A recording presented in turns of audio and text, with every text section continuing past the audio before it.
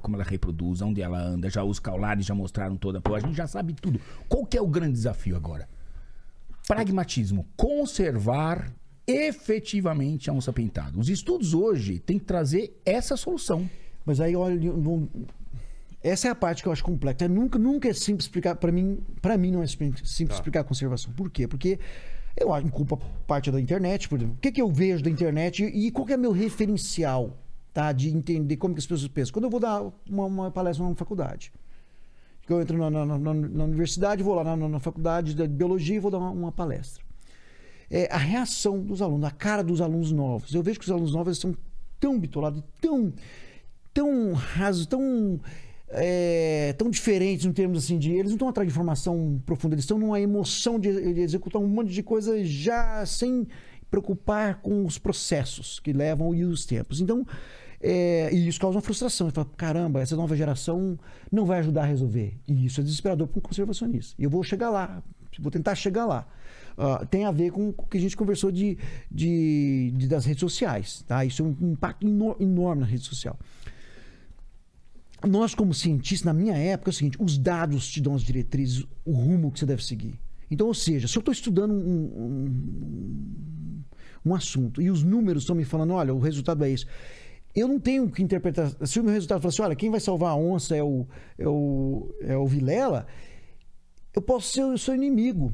Eu posso te odiar, mas eu tenho que chegar com você e falar assim, cara, claro, eu tenho que sentar com você. O que os dados mostraram? Pô, as onças estão fora. O que a gente aprendeu? 88% das onças pintadas do Brasil hoje estão fora de áreas protegidas. Mas fora onde? Em áreas privadas. O que é uma área privada? De produção. Ou seja, o meu público, quem vai conservar a onça, não é o governo com seus parques, é o produtor rural. Mas te passou na cabeça, por exemplo, tirar essas onças e colocar em outro lugar? Jamais é isso. Né? Não é isso. Não é assim. Não é isso. É o pior cenário. Não, o nosso desafio... Conviver com ela. O nosso desafio, tá? E que tem a ver com a palavra que todo mundo gosta de dizer, sustentabilidade, isso, produção sustentável, é conviver com o bicho lá. Onde ele se sente bem. Agora, olha que interessante. Olha onde eu quero chegar, que é o tanto interessante. Quer dizer, vou tentar explicar e me ajudem até se eu não conseguir, se não ficar claro. A gente entende o seguinte, pô, meu público é o produtor rural. Tá? Aí o que entendeu? Aí fomos pro produtor rural. Começamos a estudar, poxa, as onças estão vivendo nas fazendas. Pô, que legal, antes achava que era onça só de um parque nacional, reserva. Não, elas estão lá. Pô, elas estão lá, como que eu faço para conviver lá? Poxa, qual é o problema da onça hoje? Onça come gado. Ela come bezerro, ela aprende a comer. Isso é um problema. É um problema. Por quê? Essa fonte de... É o dinheiro. Exatamente. Então vamos lá. Aí que começam os problemas. Na minha época ainda se via até o próprio, tanto que na lei de fauna permite-se, a legislação brasileira permite o abate de um animal que cause prejuízos no seu lavoura, pomares ou rebanhos. Permite, está lá, a legislação, na lei de fauna está lá. Mediante a uma autorização do órgão competente. Entendi.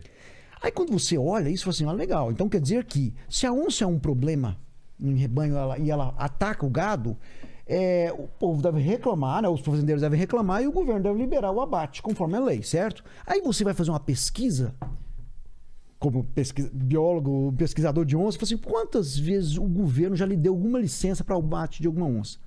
Zero. Jamais no Brasil foi dada uma permissão. Aí você fala, que interessante, quer dizer que não tem problema? Não, galera, tá matando aí. Quer dizer que ela tá matando. Eu sou do interior. Aí... Os fazendeiros falavam, matei uma onça que tava comendo não sei o que. Isso, aí você descobre o seguinte. Assim. Aí você vai no IBAMA, e aí você começa, naquela época a gente trabalhou muito próximo com o IBAMA, a gente atendia os casos. Aí você descobre o seguinte, que o IBAMA sempre fez um jogo de finge que você não mata, eu finjo que eu não vi, e continuamos parceiros. Okay. Por quê? O cara fala, cara, não tem solução. Ela tá comendo, dando um prejuízo. E o cara fala, eu não tenho nada pra fazer. Então mata, mas não me conta. E fez esse jogo. Então, se eu souber, eu vou ter que autuar. Então a gente, como conservacionista, o que a gente olha? Primeira coisa, o que tá me direcionando, me dando foco na sequência de estudos são dados. Aí você fala, cara, tá estranho. Então quer dizer que eu não tenho nenhuma autorização. Mas eu sei que estão matando onça todos os dias. Porque todo mundo fazendo. Você vai ver um couro, ver uma cabeça, estão matando. Então o que está acontecendo? Bem, eu estou nesse jogo de finge que você não faz, finge que eu não vejo, então tá errado. Então vamos lá olhar o problema, aí você começa a olhar o problema e entender o problema. Aí você começa a descobrir duas coisas. Que o fazendeiro, que hoje, por exemplo, tem onça, tem dois pontos que eu vou tentar ser claro. As onças estão na fazenda e ela dá prejuízo. E é verdade, dá prejuízo. O que a gente aprendeu mais recente? Que somente o grande produtor rural é que consegue tolerar o prejuízo. Ah, tá. Olha, como assim, o pequeno... Porque aí eu faço exercício que eu faço pra você entender fácil. Um cara tem 10 vacas, tira leite das 10 vaquinhas, faz queijo e vende na feira. A onça vai lá e come 2 vacas naquela semana. Você acha que esse cara vai deixar essa onça viver? Claro que não. Não. Agora um fazendeiro tem 10 mil cabeças, a onça matando 10 cabeças por semana. Você acha que esse cara vai gastar tempo lá matando assim, ou ele vai incorporar isso, o risco? Porque hoje é um risco, assim, pô, se for pego, vai ficar mal pra ele pode ser preso, vai ser multa. Você acha que ele vai gastar? Ou ele vai tolerar, ou ele vai engolir, se ele tá perdendo. Então, não é que um é bom ou outro é ruim. São circunstâncias e contextos diferentes que a gente tem que ponderar e entender. Você fala, cara, esse cara tá levando um prejuízo. E tem gente que tem dificuldade. Aí eu volto lá na questão da comunicação sobre isso. Como que a sociedade geral enxerga isso? Ah, o fazendeiro tá matando. A primeira coisa que ele fala, duas coisas. Primeiro, quando você fala que o grande tolera e o pequeno que é o problema, tá? De cara, te fala, você está defendendo os grandes, você defende os ricos, os latifundiários. Você fala, não, e isso é o debate que tem na universidade, tá? A elite intelectual brasileira. Aí eu falo, gente, primeiro, o termo latifundiário são grandes áreas improdutivas. Isso tem a ver com paixão, tem a ver com dados. Você está colocando dados. Isso que é doido. Estão falando de ciência, tá? Estou falando de ciência. Mas aí eu estou falando que eu estou falando isso para biólogos e futuros biólogos. E eu estou sendo atacados por eles. Inclusive, a última palestra que eu dei, que eu jurei que eu nunca mais precisava nessa universidade federal, um professor que levantou e falou assim, eu não vou ficar aqui vendo você defender latifundiário. Só emocional. Só aí emocional. Aí eu falei, peraí. Eu estou mostrando dados. A distribuição de onças hoje no Brasil, fora de vocês, estão aonde? Em áreas onde eu tenho grandes propriedades. E o que eu estou falando de grande? Mínimo, onde a média é maior do que 500 hectares. Tá. Então, quando eu olho a distribuição... eu vou dar um exemplo simples. Você acha que tem onça pintada aqui em São Paulo andando nessas chacrinhas? Claro que não. Não. Mas você acha que lá no Mato Grosso, aquelas grandes fazendas, tem onça pintada? Tem. Pronto, você mesmo respondeu. No meio da soja. Ou seja... Da cana-de-açúcar. Também. Isso aí é um outro contexto que eu quero chegar nisso daí, que são as novidades, né, que a gente tem sobre o bicho. Então, mas olha só que interessante. Olha a confusão que o público está fazendo. Quando eu começo a falar que os grandes... Se eu falar rápido, olha, o que a gente aprendeu? Os grandes conseguem tolerar e tem a onça pintada na fazenda. Os pequenos não. De cara, eu já fui rotular. Você está defendendo os ricos, os grandes. Você falou, não. Aí eu comecei a pensar, mas peraí. Por que você está nervoso? Você está ficando emocional em cima disso? Aí você vê que tem uma mistura de política social por trás disso. O cara não está ouvindo dado. Eu estou acabando de falar que para a onça os grandes são os melhores. Por quê? Pô, eu tenho o maior bloco proporcional de reserva legal, que é a área que o cara tem que deixar. Eu tenho menos gente por hectare. E eu falo, gente, isso é a nossa pegada ecológica. É nossa existência. Então você imagina, eu faço exercício, imagina 10 mil hectares, eu tenho um proprietário produzindo que tem lá 20 funcionários. Mas agora é uma mudança muito grande de paradigma e é difícil. Eu demorei para atender. Você, a primeira vez que você foi lá... Eu demorei. Eu foi um aprendizado pra mim. Eu já chorei em campo de soja. Primeiro, você fala assim, caralho, era uma floresta. Entendi, campo de soja. nesse sentido. Lógico. Mas vem cá, Vilela. Eu não sei do que você come, mas eu tenho certeza que você não se alimenta através de fotossíntese. Não. Alguém aqui, você, o mendigo tem ali. Alguém, não. Você não. Nem o bicho preguiça. Nem o bicho preguiça. Nem minha esposa, nem Thiago, ninguém aqui. Então, assim, nós nos alimentamos de algo que vem do campo. Ponto. Se você é vegano, vegetariano, onívoro, vem do campo a sua alimentação. Precisa produzir. Aí que entra esse outro ao choque. Então imagina, quando eu falo, as pessoas reagem primeiro com raiva, com ódio, que você está defendendo o grande. Aí você fala, olha, nesse contexto a salvação é o grande, é um exercício, é a nossa pegada ecológica.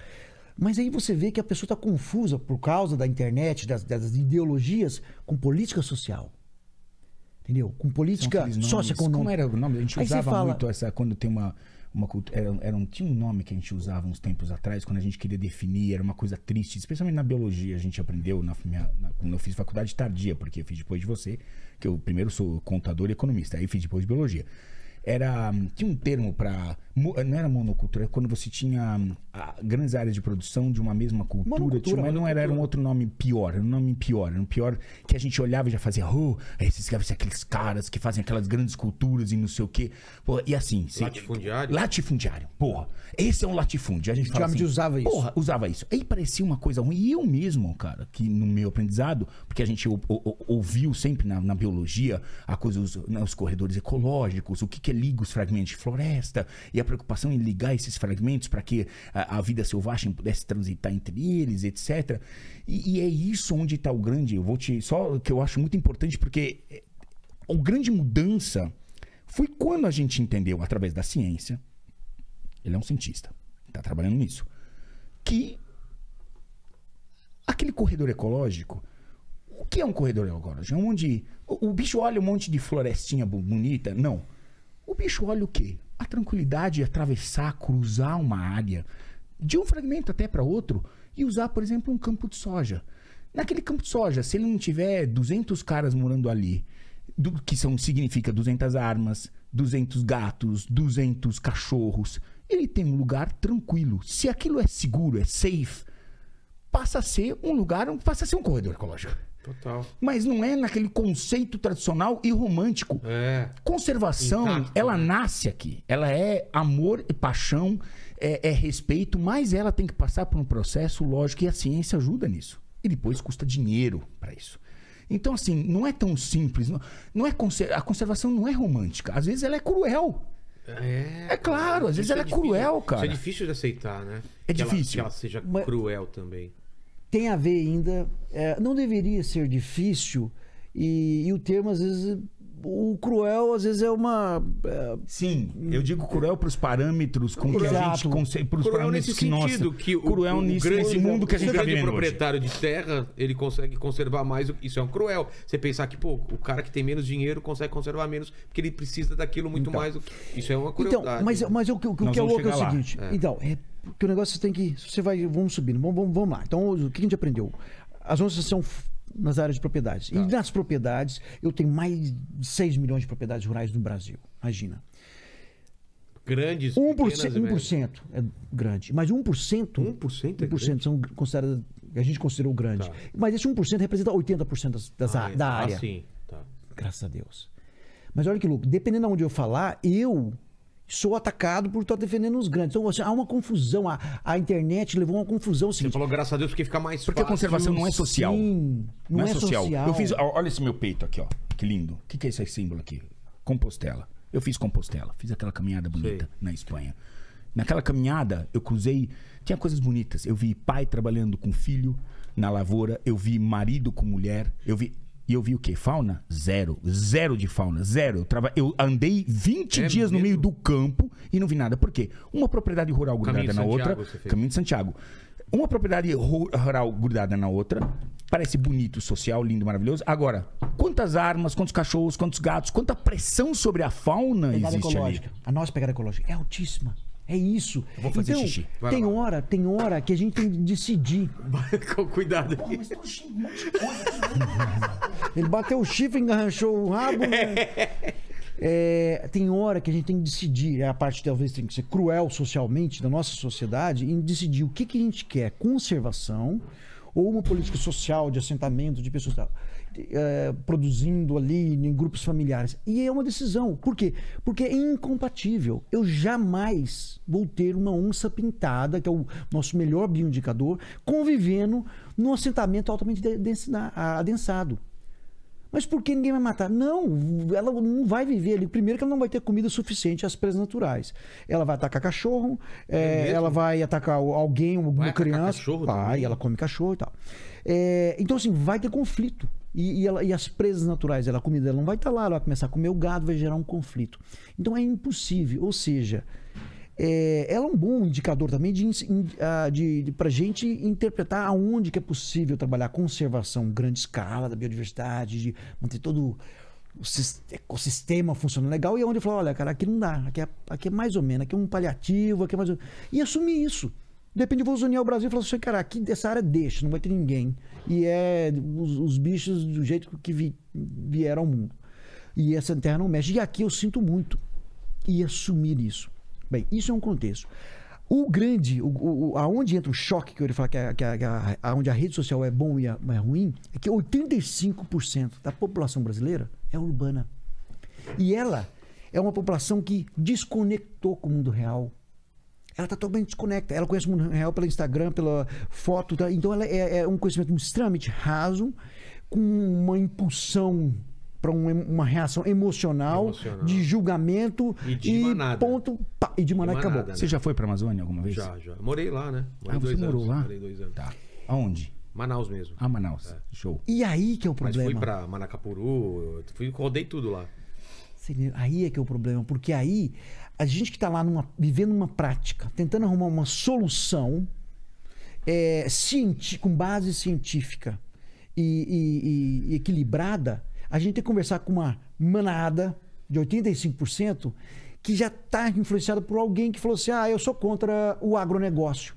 Que come uma maçã orgânica fala... de R$10, desce na Augusta, desce lá embaixo que pega uma maçã de R$10. Mas você sabe o que é o mais louco? É que você fala orgânica. assim: o que é o agronegócio? O vendedor de tomate que em volta de São Paulo faz parte do agronegócio. O agronegócio é toda a cadeia. O vilãozão que é rico. Mas é porque no Brasil a gente está usando o termo agronegócio de forma errada, como o agronegócio fosse os grandes. Os grandes, exato. O agronegócio é para descrever a cadeia da produção todinha. Exato. Então o cara que traz um caminhão e o tomate que leva e distribui, ele faz parte do agronegócio. Aí porque a gente insiste de que é uma... também ou não? Lógico, ele faz parte do agronegócio. Então a gente está indo contra quem? A gente está acusando um cara que produz a nossa comida em ser o vilão da conservação. Agora fala assim, ok, mas aonde estão as onças? Vamos voltar para as onças. Onde estão as onças? Lá.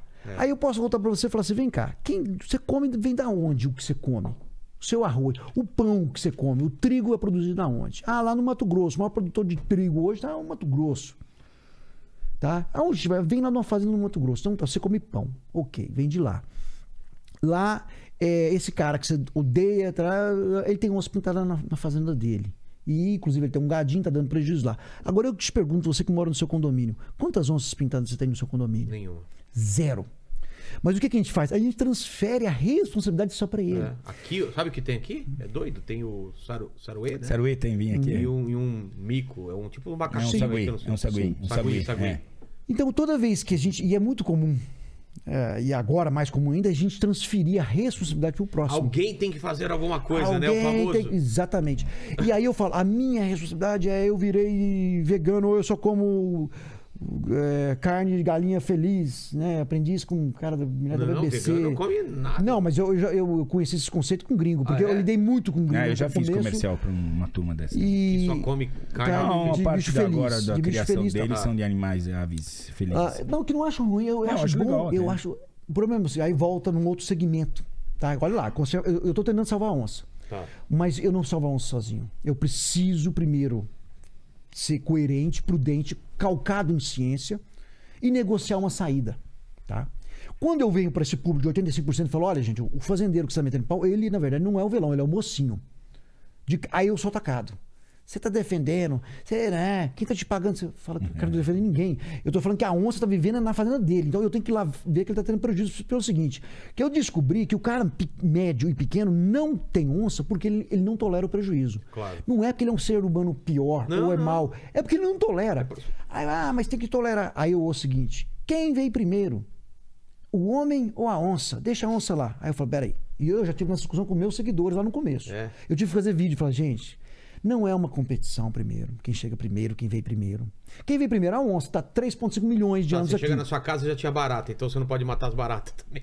Então, olha lá. Já tava na sua casa. Então, aí é que vem o negócio da comunicação que eu te falei, que o biólogo não... O que o biólogo arrogante, o cientista fala assim, você é burro. Eu tenho falando pra você não vai entender, seu burro. É o contrário. Eu tenho que falar assim, não, peraí. Eu tenho que baixar lá e falar assim, vem cá.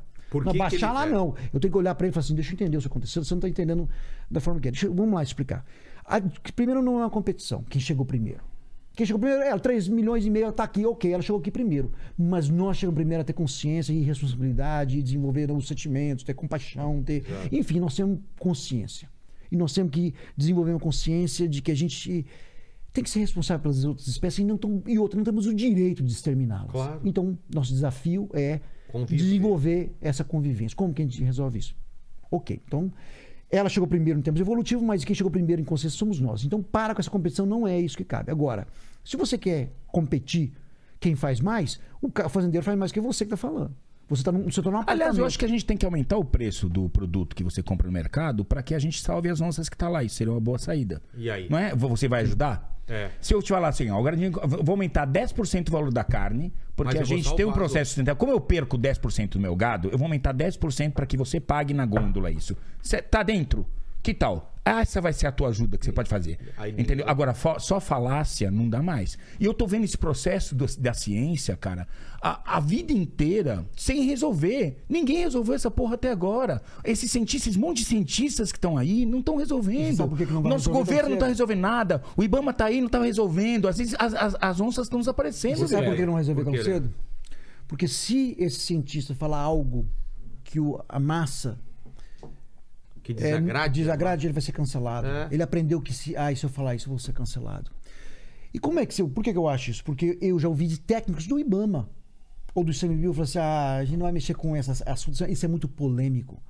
Aí você fala: peraí, isso é um órgão técnico. É um órgão técnico, Não, cara. você não deveria estar nem aí com se é polêmico ou não, isso é técnico. Ah, não. Você gosta de polêmica, hein? Não, fora que assim, Conflito o nosso polêmico. IBAMA foi É. tomado por, né, como você presta concurso, entra quem quer, entra quem, enfim. E foi tomado por esse pensamento emocional latino de fauna. E aí, certos conceitos ficam difíceis você discutir, porque quando você vai na África, por exemplo, por que tem rinoceronte branco lá? Aí você fala assim, não, eu vou na África porque lá Porque ainda... tem reserva que os caras ganham dinheiro com Não, isso. peraí, tudo. é tudo cercado, brother. Então, É recercado. Ali é mais e menos. Ali é uma conta de mais e menos. Quem fica e quem vai. É. Entendeu? Ali é conta. Aqui é conta. É brincar de Deus. Nós temos que começar a brincar de Deus. Senão não vai em frente. E isso pode ser para alguns Naturalmente, cruel. não é. Por isso que quando eu falei cruel, porque para o pensamento que nós temos hoje, deixar- que é tudo emocional. se deixar sem controle, vai acabar.